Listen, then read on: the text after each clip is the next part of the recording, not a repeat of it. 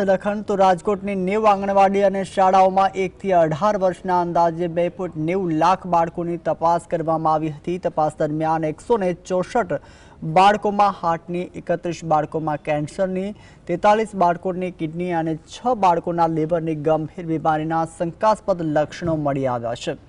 આરોગ્ય વિભાગના મતે બહારના ફાસ્ટફૂડના વધુ પડતા સેવનના કારણે બાળકોમાં આ પ્રકારની બીમારીઓ વધી હોવાની શક્યતાઓ છે। હાલ આ તમામ બાળકોને વધુ સારવાર માટે રાજકોટ અને અમદાવાદની હોસ્પિટલોમાં ખસેડવામાં આવ્યા છે। આપણને 164 જેટલા હૃદયના શંકાસ્પદ દર્દીઓ બાળકો મળી આવેલા છે। 31 જેટલા કેન્સરના શંકાસ્પદ રોગો જડી આવ્યા છે। 43 જેટલા કિડનીના શંકાસ્પદ અને 6 લીવરના શંકાસ્પદ રોગો ટૂંકમાં બાળકોમાં મળી આવેલા છે। એકચ્યુઅલી આ બાળકો સસ્પેક્ટેડ બાળકો છે। એકચ્યુઅલી આ બધા બાળકોને આપણે સિવિલ હોસ્પિટલ ખાતે આપણે સુપર સ્પેશિયાલિસ્ટ પાસે આપણે ચેકઅપ કરાવવા માટે મોકલતા હોઈએ છીએ।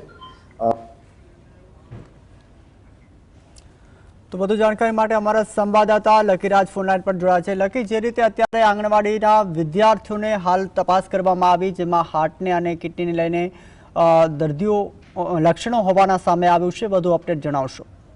આપને જણાવી દઉં કે રાજકોટ મહાનગરપાલિકા દ્વારા જે તેની આરોગ્ય શાખા છે તેમના દ્વારા મેડિકલ ચેકઅપ છે તે હાથ ધરવામાં આવ્યું હતું। આ ચેકઅપ છે તે આંગણવાડીઓ અને જે સ્કૂલો છે ત્યાં સરકારી શાળાઓમાં ચેકઅપ હાથ ધરવામાં આવ્યું હતું। આ જે ચેકઅપમાં એક મોટો ઘટસ્ફોટ થયો છે।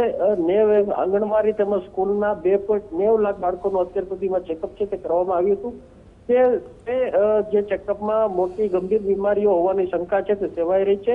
164 બાળકોને હાર્ટની ગંભીર બીમારી, 31 બાળકોને કેન્સરની બીમારી, 43 બાળકોને કિડનીની બીમારી અને 6 બાળકોને લીવરની બીમારી હોવાનું પ્રકાશમાં આવ્યું છે। હાલ તો આ સમગ્ર મામલે શંકા છે તે સેવાઈ રહી છે। તો બીજી તરફ જે તમામ બાળકોને વધુ સારવાર માટે અમદાવાદ સહિતના જિલ્લાઓમાં ખસેડવામાં આવ્યા છે। તો જે હાલ તો આ જે કેસો છે તે શંકાસ્પદ હોવાનું જે મેડિકલ ઓફિસરે જણાવ્યું છે। તો બીજી તરફ તમામને અમદાવાદ અને રાજકોટ ખાતે રિફર છે તે કરાયા છે। જી આભાર લકીરાજ સમગ્ર માહિતી આપવા બદલ।